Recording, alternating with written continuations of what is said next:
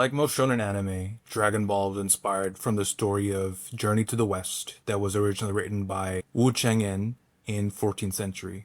In fact, it wasn't just Dragon Ball. Any anime that you can think of that has a main character that goes out and explores the world, fights bad guys with a team of wacky, goofy characters is basically inspired by this story. Even the most popular anime out right now has the main character named Monkey D. Luffy. The main character of Journey to the West, his name is Wukong, which is also like a monkey king or god or whatever. It's a little on the nose if I say so myself. If you think about it, it's pretty crazy. It's almost like that story itself was the origin of all anime ever. You're still not convinced. This is how long the Wikipedia page is for all the content that is inspired from this story alone. So yeah, the story takes place in a time even before its original publication. All of the events, which are mostly filler, by the way, are all intended to be set in 7th century. So we can see the author intended for the story to have a sense of mythology as it came out. What a great mangaka, truly. And all of these stories explore themes of heroism, bravery,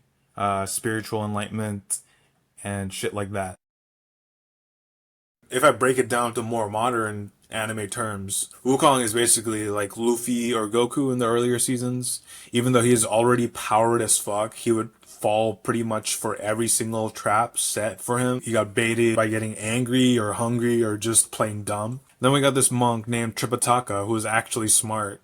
Think of him as someone like Nami or the rest of the crew in Dragon Ball when Goku gets trapped. He would help Wukong get out of these traps and teach Wukong to not be a dumbass. In other words, it's the brain split with the brawn. Even Chi-Chi ties back into the story through Princess Iron Fan, where she was married to the bull demon, the original myth. And that couple represents temptation and domestic violence. The idea that the hero has to balance spiritual growth with earthly attachment. So when Goku meets Chi-Chi, it's not random. It's literally history repeating itself in Toriyama's version. I was just wondering, are you ever gonna think about me again, Goku? Yeah, I think so. Oh my, you're so funny. Do you think you're ever gonna think about me again, Chi-Chi? Their early relationship is so underrated. That first moment when Chi-Chi shyly reminds Goku that he promised to marry her, and he's just like, what's marriage? Is that food? It's adorable, man. It tugs on my heartstrings. And it's not romance. It's curiosity. It's human.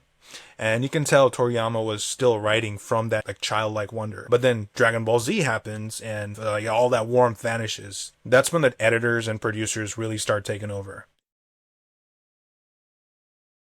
Again, you can feel the tonal shift. Instead of Goku being flawed, growing as a person, and like a child of wonder, he becomes a product.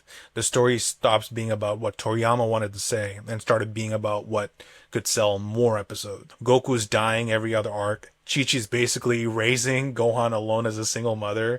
Suddenly, the whole fan base starts debating whether Goku's a bad dad, and honestly, I don't even think that's Toriyama's fault. Journey to the West ends with the scrolls being blank, enlightenment being internal, and Dragon Ball kind of lost that message once it became an empire. That's a part of Dragon Ball I fell in love with. The journey, the random detours. As a kid, those in-between episodes meant so much more to me than any saga. The stuff that actually stuck with me were those weird, pointless moments in between. Like, bro, everyone remembers that driver's license episode, right? Oh man, Piccolo, where did you get those clothes? Your wife got them for me out of your closet. It's Goku and Piccolo, like literal demon gods who can fly faster than jets, taking a fucking driver's test. I don't know who came up with that in the filler, like, department of Dragon Ball, like, but that's fucking peak comedy.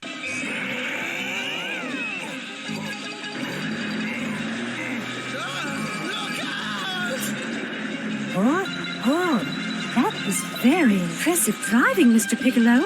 And that's the beauty of filler when it's done right. Because filler gets such a bad rap now, like, I kind of miss it. These days, everything's made for streaming. Netflix, Crunchyroll, whatever. Sure, it's efficient. It's all about pacing, canon, no filler, tight storylines. You gotta hit them with the next cliffhanger. What's gonna happen next? Like, next episode when it's about to run out, right? I mean, sure, it's efficient, but man, we lost something. Like, back then, filler was like breathing space, you know? It's where it let the characters just be people. And you saw them laugh, mess around, live their lives. And that's what build ambience, that would build attachment to the character. Even Journey to the West, the thing that started all of it, was literally 80% filler. Just random demons, side quests, moral lessons, detours, that what gave Journey its weight.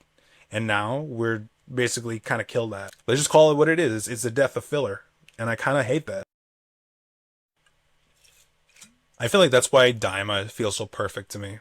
People can like shit on it all they want. Oh, they turned everyone into kids? Like, that's so stupid. But that's literally the point.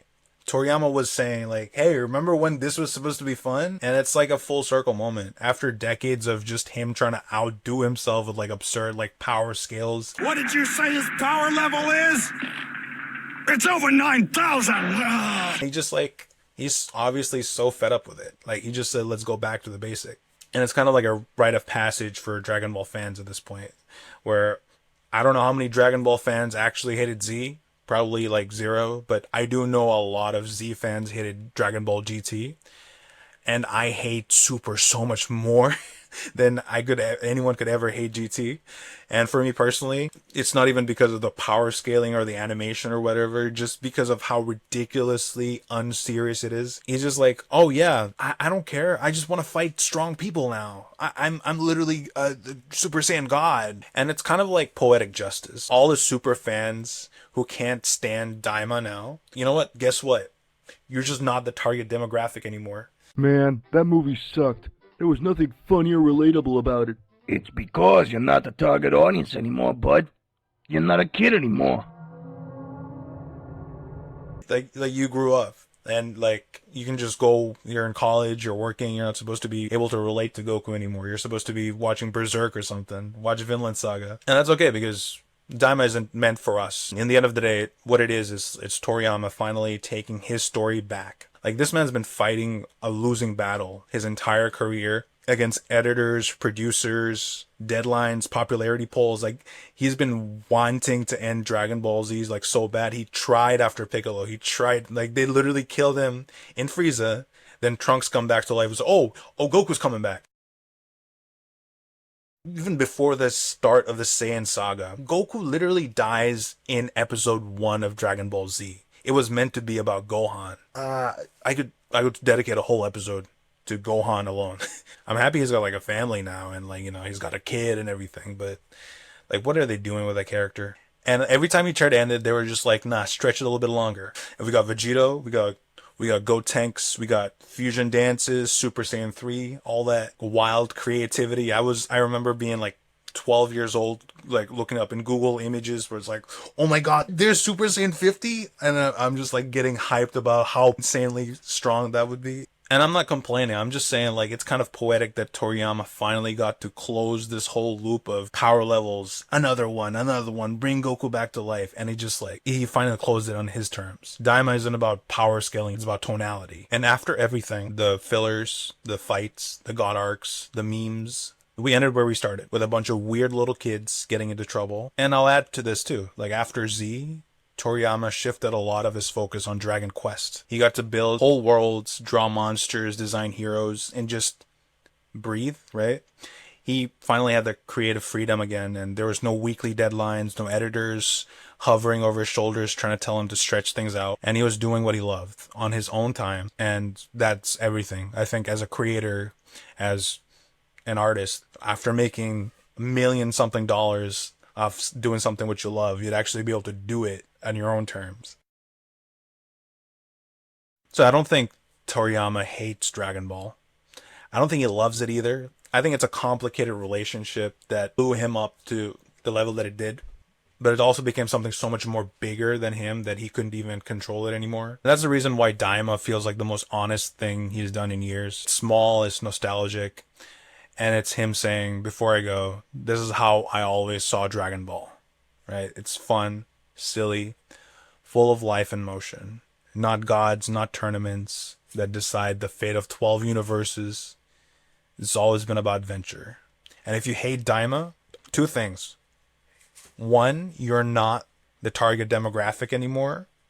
2, if you ever love Super, you fucking owe Toriyama some respect. He gave you everything Super had to offer. He gave me everything Z had to offer. And if Daima is the last piece of legacy that he wants to leave behind, I'm 100% behind it.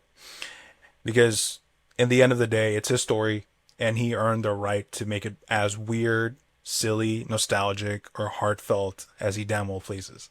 I think Toriyama finally got to play again, and that right there is the most Dragon Ball ending imaginable. And I think it's perfect. My last anime review got boosted by the algorithm, which is pretty epic. So I'm gonna keep doing that just because, just like Toriyama, you know, I'm having fun. So let's keep making more shit while it's still fun. Peace out, guys. Subscribe. Please subscribe. See you guys in the next video. Okay, Mrs. Puff, what's my final score? 6. Woo! And how many do I need to pass? 6. 100.